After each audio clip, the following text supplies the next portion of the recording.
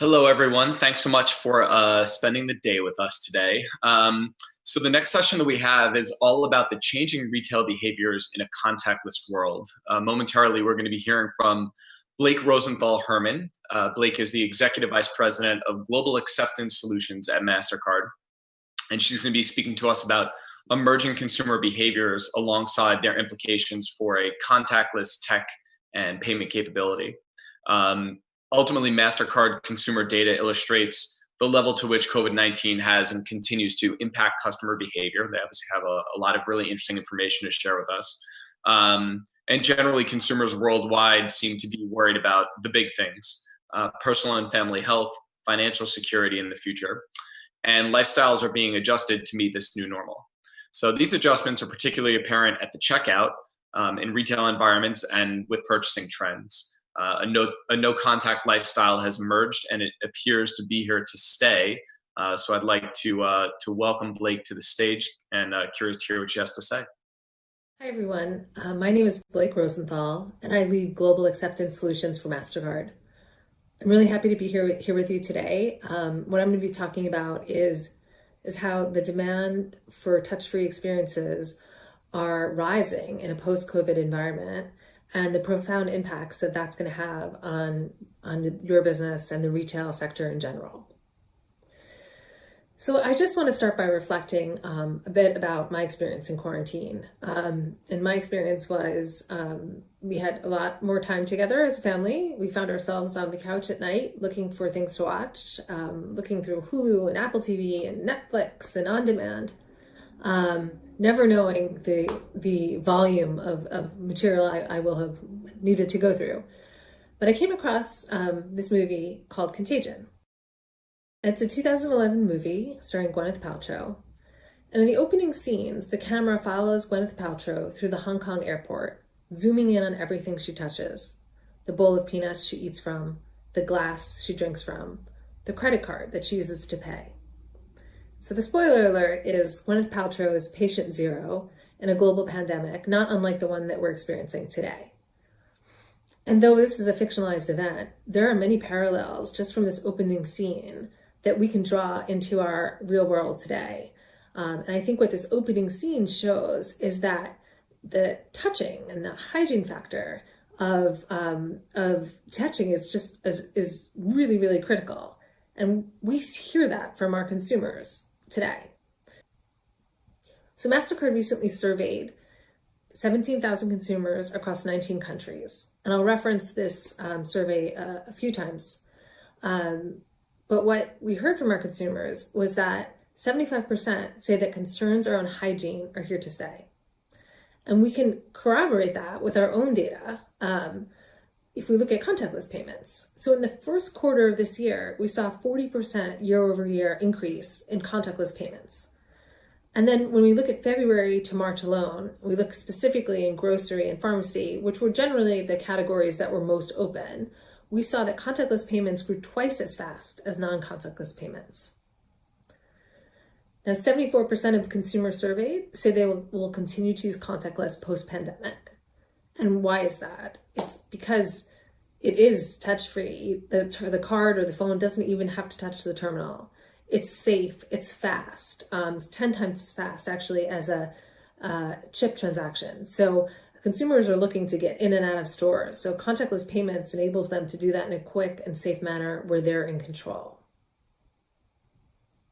So most of consumers stated that they won't resume normal activity until there's a cure. So I guess the obvious question is, which categories will consumers go to resume pre-COVID activity in the fastest? And while we don't have a crystal ball, our consumer research shows that consumers are looking to resume pre-COVID activity, but intend to do that in a phased approach. They're going to start with the things that they do every day, like grocery shopping, going to work, and they're going to move. They're going to wait for things like that where there's large groups of people, like sporting events or traveling. Even though, despite the fact that travel is one of the most missed experiences consumers cite, they're going to wait for it. And so, what does this tell us? It tells us that consumers are going to go back to the things where they feel safe, and in control. And so what are some of the solutions that we can bring forward to help consumers feel safe and control based on the trends that we're seeing? And one of the answers to that is contactless. As we see in our data today, contactless transactions are on the rise. Consumers intend to use contactless post-pandemic. So as a retailer, I think it's a priority for you to make sure that your contactless experience is optimal in your store. And there's a recipe for this, and it's not very complicated, but we've seen it work time over time over the more than decade that we've worked with countries to optimize contactless. And it starts with simple things. Make sure the limit that you have for contactless is set to the highest limit in the market. Take the signature requirement out of the transaction. It's not required anymore. Make sure the terminal is in arm's length of the consumer, so the consumer can easily tap. Branding. Consumers are looking for that contactless branding, and it's a cue for them. So make sure the contactless branding is evident. And then your cashiers are your ambassadors. So they need to understand what contactless payments are. They need to be trained potentially. So you might need to update your new hire training. They need to be able to be conversant with consumers around questions or how to pay.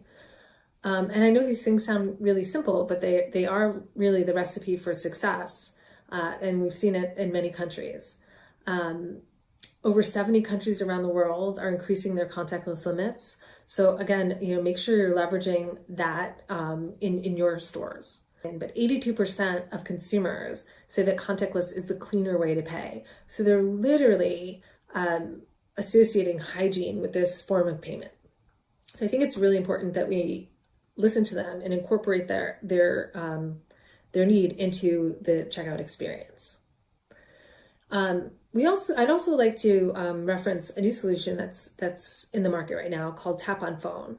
And what this does is it turns your Android device into an acceptance device. It's low cost, it's easy to initiate, and we had initially thought that this would be a perfect solution for small businesses, which it is. But what we're also seeing is there's demand from large retailers who are interested in using it for things like queue busting.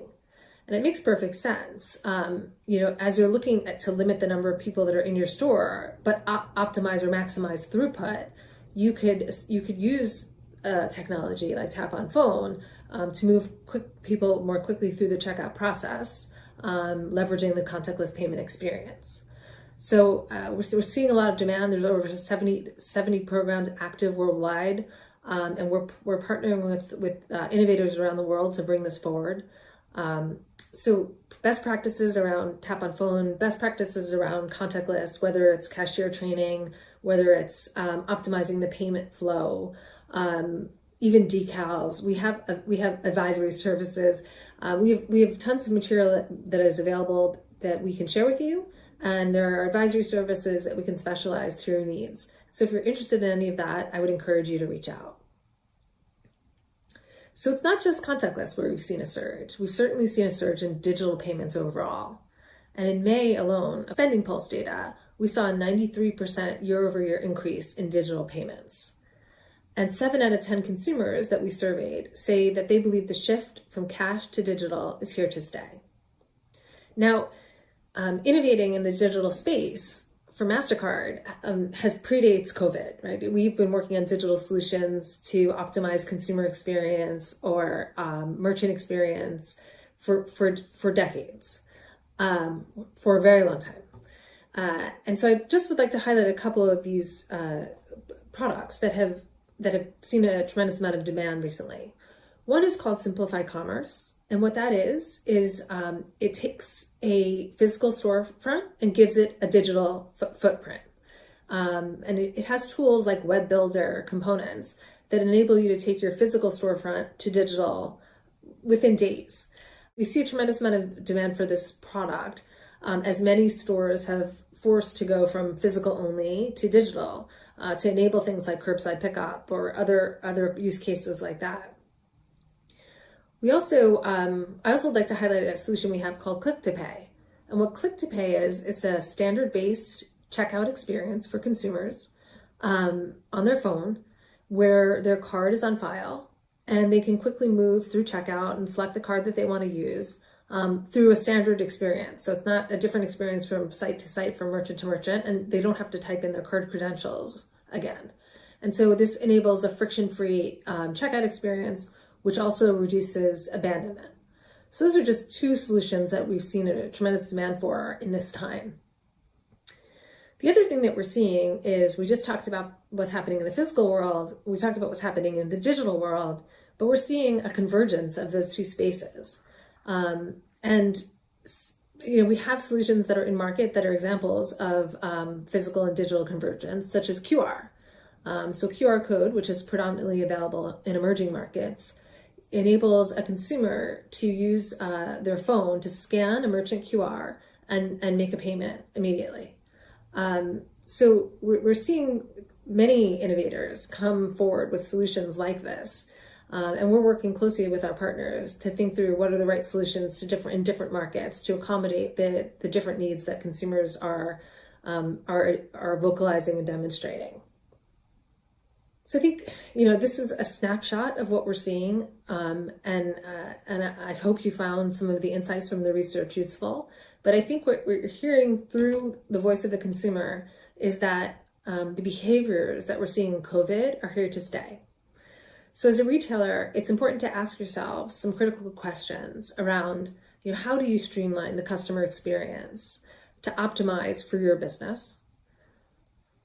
Which geographies are best suited to the different technologies or different products that are out there? And how can we use, historical spend data or other data points to benchmark and evaluate new demands or new experiences?